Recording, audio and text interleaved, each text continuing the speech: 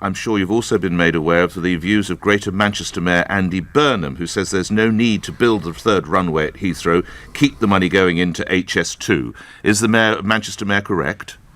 Well, the issue is there are several issues there. On Heathrow, as you know, it's a private sector project which is still yet to satisfy its strict legal obligations on air quality and noise pollution. On HS2, we've got a review going on to look at whether the money could be better spent, and that's not to say, I want to stress, that's not to say that I am temperamentally hostile to big infrastructure projects. Well, are you I'm for not, it?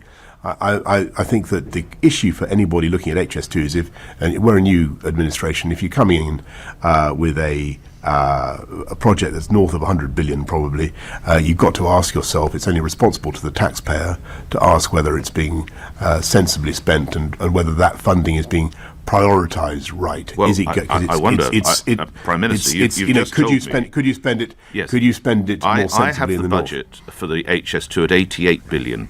You've just said it's north of £100 billion, so we've just added another 13 billion as stroke. Have we? Well, let's cancel this white elephant, shall we? It could come in at. I think probably looking at the way these things go, it probably will come in north of 100 billion. But at the moment, you're right, it's 88, and that's a lot of money, and there will be serious questions about whether that is the right whether the question is, are we but why this sudden spending in the right 15% hike? We've just added 15% in the duration of this conversation to the cost of HS2. Where's that extra money coming? What's it going to be spent on? No, it's a figure I've used many times in the past.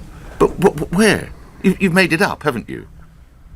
No, I think that if you look at the a project like HS2, which will stretch on for decades, you look at its current budget, it will probably be very expensive. I think it will probably come in at more than 100 billion. That's my guess. You're right that it's currently budgeted for 88 billion. That is still an awful lot of money, and we need to make sure that it is properly spent.